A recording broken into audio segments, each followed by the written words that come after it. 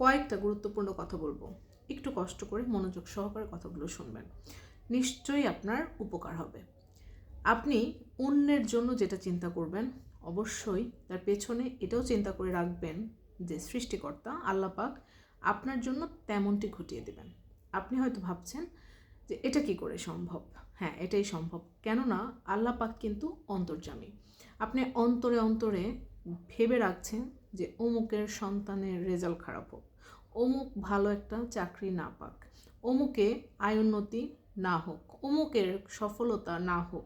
এই যে নেগেটিভ চিন্তাগুলো আপনি মনের মধ্যে মন থেকে চাচ্ছেন, কিন্তু আপনি একটু খেয়াল করে দেখবেন কোনো একটা জায়গায় গিয়ে আপনি নিজেই আটকে যাবেন, আপনার সন্তান আটকে যাবে। আপনার বাড়ির ছেলের বউকে আপনি খারাপ রাখছেন, খেয়াল করে দেখবেন কোথাও না কোথাও গিয়ে আপনার মেয়ে সন্তানটি নির্যাতিত হচ্ছে।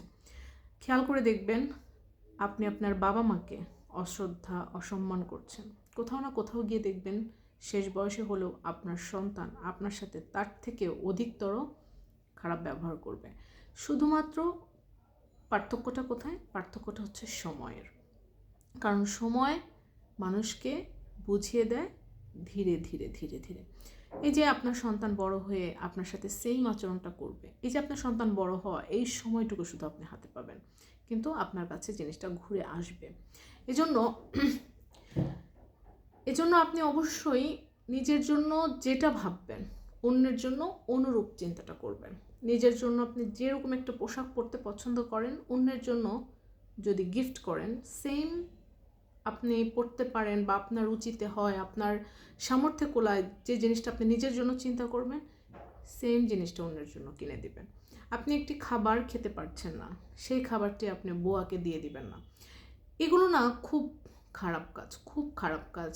বেশিরভাগ মানুষ এভাবে চিন্তাই করতে পারে না যে যে জিনিসটি আমার, সেই জিনিসটি অনুরূপ জিনিস আমি অন্য কাউকে দেব। আপনি হিংসামুক্ত মানুষকে যদি চিনতে চান, তবে আপনাকে একটা জিনিস চিন্তা করতে হবে। আপনি নিজেও যদি নিজেকে পরীক্ষা করতে চান যে আমি কি অহংকারী কিনা, বা আমি হিংসামুক্ত কিনা, বা আমি নিরহংকারী কিনা, এগুলো যদি বুঝতে চান, তাহলে আপনি নিজেকে প্রশ্ন করেন তো যে আপনি কোনো জিনিস নিজের জন্য যেভাবে চিন্তা করেন, অন্যের জন্য কি আপনি সেভাবে চিন্তা করেন? যদি আপনি অন্যের জন্য সেভাবে চিন্তা করেন, তাহলে ধরেই নেবেন যে আপনি একেবারেই নিরহংকারী, হিংসামুক্ত একটা মানুষ। তো কথাগুলো যদি আপনার ভালো লাগে, তো অবশ্যই কমেন্ট করে জানাবেন। ধন্যবাদ।